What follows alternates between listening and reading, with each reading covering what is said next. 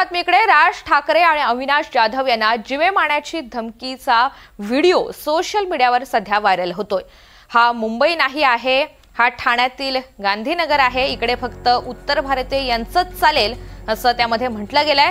मनसे ठाणे पालघर जिल्हा अध्यक्ष अविनाश जाधव याला ब्लेडनं वार करेन अशी धमकी देण्यात आली।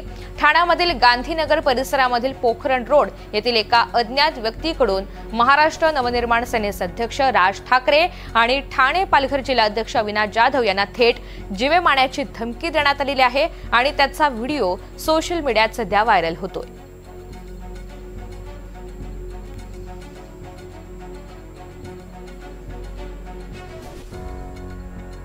तर या धमकीनंतर आता पोलीस नेमकी काय कारवाई करतात हे पाहावं लागेल। या धमकीचा व्हिडिओ सध्या सोशल मीडियावर प्रचंड व्हायरल होतोय। थेट राज ठाकरे आणि अविनाश जाधव यांना ही धमकी देण्यात आलेली आहे आणि आपण पाहतोय एक मजकूर सुद्धा यामध्ये देण्यात आलेला आहे।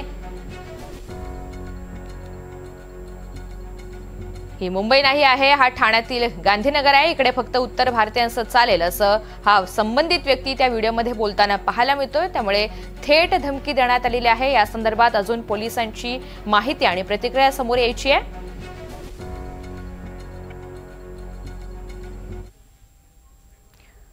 आपण गाफील राहिलो तर येणारी महापालिका निवडणूक शेवटची निवडणूक असेल, त्यामुळे गाफील राहू नका असं आवाहन राज ठाकरे यांनी केलंय। आपण गाफील राहिलो तर पालिका हातातून गेली असं समजा असं विधान सुद्धा त्यांनी केलं। मतदार याद्यांवर काम करा असं आवाहन राज ठाकरे यांनी केलंय। परळमध्ये मनसेकडून कोकण महोत्सव आयोजित करण्यात आलेला होता आणि या कार्यक्रमात राज ठाकरे बोलत होते।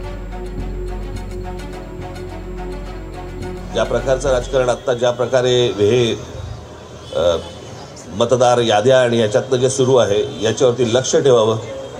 आपल्या आजूबाजूला कोण मतदार खरे आहेत खोटे आहेत याच्यावर देखील तुमचं लक्ष असणं गरजेचं आहे, आवश्यक आहे। मी आपल्याला एकच गोष्ट सांगतो की मराठी माणसासाठी म्हणून ही येणारी मुंबई महानगरपालिकेची निवडणूक ही शेवटची महानगरपालिकेची निवडणूक असेल। जर आपण गाफील राहिलो तर हातातनं गेली म्हणून समजा आणि त्याच्यानंतर जे थैमान सुरू होतील या लोकांचे ते मग ते कोणालाच आवरता येणार नाहीत। मला फक्त आपल्याला विनंती एवढीच करायची आहे, कुठेही गाफील राहू नका।